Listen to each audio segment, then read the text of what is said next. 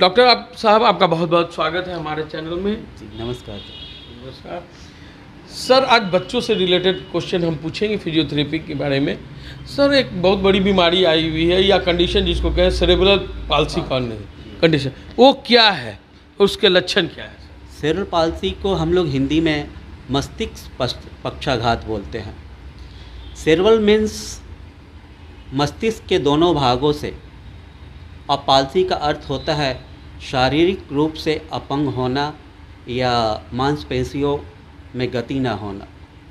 Cerebral palsy एक neurological disorder है जिसमें बच्चों को चलने में, देखने में और बोलने में कठिनाई होती है।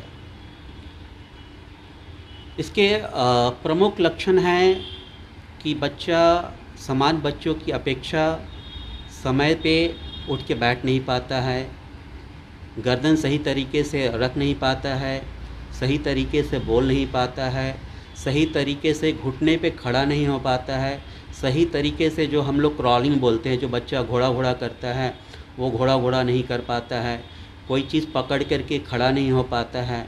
ये सब प्रमुख लक्षण है। और सेरेब्रल पाल्सी जो होता है बच्चे के जन्म के 3 महीने के बाद ही इसके लक्षण दिखने लगते हैं।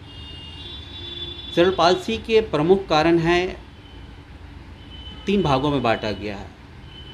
एक natal, pre natal, post natal.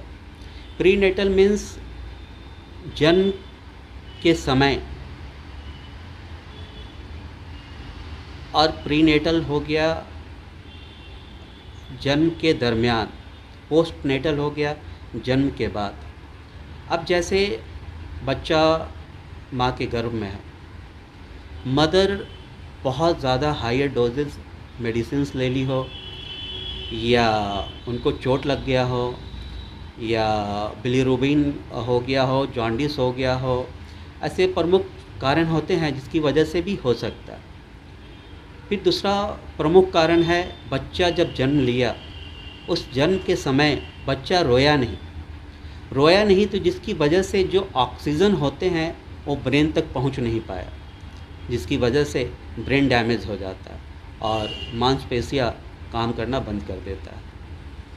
ऐसे फिर बच्चा जन्म लेने के बाद कुछ बीमारी हो गया, जॉन्डिस हो गया, या हाई फीवर हो गया, ऐसे बहुत सारे प्रॉब्लम्स होते हैं जिसकी वजह से भी ये सब प्रॉब्लम हो जाता है। तो देखा आपने, डॉक्टर साहब ने बताया कि किन कारणों से ये सेरेब्रल पाल्सी होता है, जिसमें बच्चे जो हैं जन्म लेते हैं और रोते नहीं हैं। रोना बहुत ज़रूरी है। अगर रोते नहीं हैं तो ये बीमारी, ये कंडीशन होती है। बच्चे में जन्म के बाद तुरंत हाई फीवर हो गया तो ये कंडीशन हो सकती है, या आप बोलें जॉन्डिस हो गई तो ये कंडीशन होता है। बच्चे 3 महीना के बाद इसमें जांच की प्रक्रिया होती है कि 3 महीना अगर हो जाता है और बच्चे ठीक से उठ नहीं पाते हैं, बैठ नहीं पाते हैं, तभी ये कंडीशन होती है। तो इसके लक्षण तो आपने बताया सर, इसके ठीक होने के कुछ उपाय बताएं सर। सेरेब्रल पाल्सी के बच्चों में फिजियोथेरेपी एक बहुत महत्वपूर्ण रोल होता है। सेरेब्रल पाल्सी के बच्चों में व्यायाम के द्वारा ही हम लोग उसको सही तरीके से, सही सुचारू रूप में ला सकते हैं। फिजियोथेरेपी भी हम में भी बहुत सारे टेक्निक होते हैं, जैसे न्यूरो डेवलपमेंट टेक्निक होता है, बोबाथ टेक्निक हो गया, सेंसरी इंटीग्रेशंस हो गया।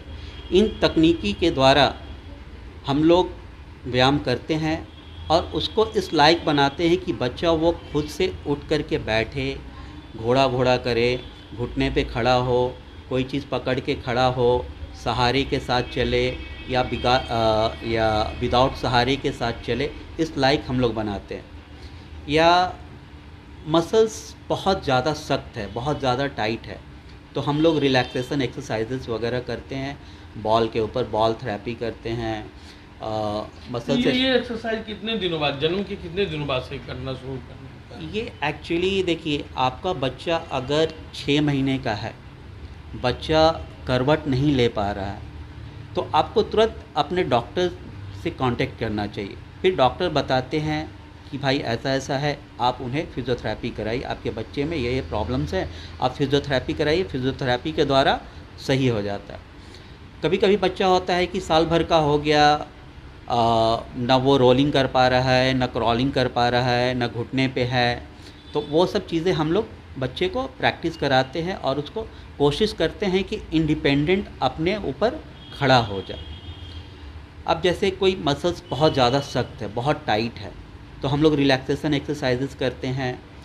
या कभी कभी ऐसे बच्चों में होता है कि कभी मसल्स जो होते हैं बहुत वीक होते हैं, जिसको हम लोग लूज़ बोल दें, या काफ़ी रिलैक्स होता है, तो उसको हम लोग स्ट्रेंथनिंग एक्सरसाइजेस के द्वारा सही कर सकते हैं। अब जैसे कोई बच्चे में स्टैंडिंग बैलेंस नहीं है, तो उसको स्टैंडिंग बैलेंस हम लोग कराते हैं, जिससे बच्चा खड़ा हो, सही पोजीशन पे बच्चे को रखे, जिसकी वजह सही पोजीशन पे रखे कि वो सही अवस्था में खड़ा रहे। अगर सही अवस्था में नहीं खड़ा रहेगा तो मसल जितना सख्त है, जितना टाइट है, और भी ज़्यादा टाइट होते जाता है, फिर और भी प्रॉब्लम्स बढ़ने लगते हैं। ये तो शारीरिक प्रॉब्लम हो गया सर, मानसिक भी कोई प्रॉब्लम हो जाती है?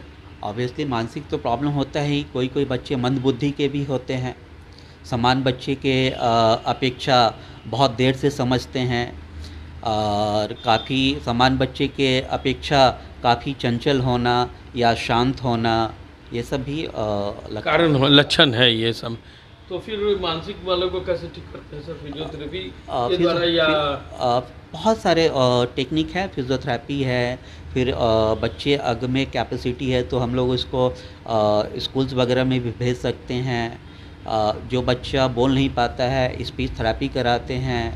बहुत सारा तरीका है जिससे आप ब्रेन डेवलपमेंट हो सकती है। और किसी तरह का कुछ लक्षण जो कि बच्चे में डेवलप नहीं हो पाता है? देखिए, डिपेंड्स करता है कंडीशंस के ऊपर कि बच्चा कितना ज़्यादा अफेक्टेड है। कोई बच्चा बहुत ज़्यादा अफेक्टेड होता है, कोई कम होता है। तो जो बच्चे कम होते हैं, अफेक्टेड होते हैं, वो बहुत जल्दी प्रोग्रेस कर जाते हैं।